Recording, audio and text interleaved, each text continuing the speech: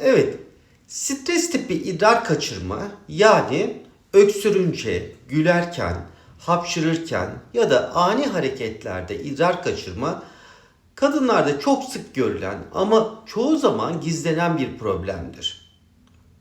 Kadınların çoğu bu durumu yaşlanmanın doğal bir sonucu olarak kabul eder ve tedavisinin olmadığını düşünür. Aslında bu düşüncede haklılık payı biraz da olsa vardır. Çünkü eskiden uygulanan cerrahi yöntemlerle kalıcı bir başarı elde etmek çoğu zaman mümkün olmuyordu. İyi haber şu ki bugün uyguladığımız cerrahi yöntemler ile kalıcı başarılar elde ediyoruz. En sık uyguladığımız iki yöntem var. TVT ve TOT. Bu ikisinde de amaç üretra altına bir destek dokusu koymak. Bu hastanın kendi dokusu da olabilir, fasyası olabilir veya bir mesh de konulabilir.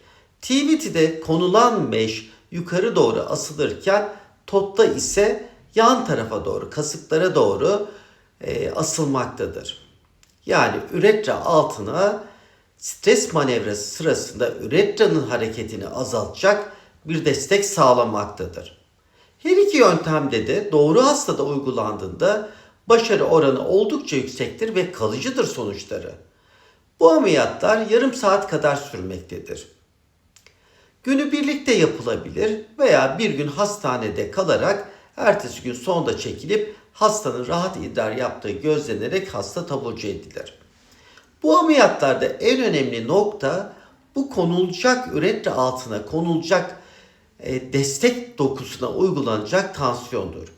Eğer tansiyon çok fazla olur ise sonda çekilince hasta idrar yapamamaktadır.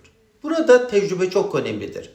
Kadın ürolojisiyle uğraşan hekimler bu konuda oldukça deneyimlidir.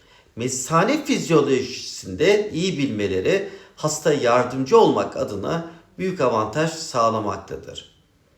Özetle stres tipi idrar kaçırma kader değildir ve modern cerrahi yöntemlerle hastaların yaşam kalitesi belirgin şekilde geri kazanılabilmektedir.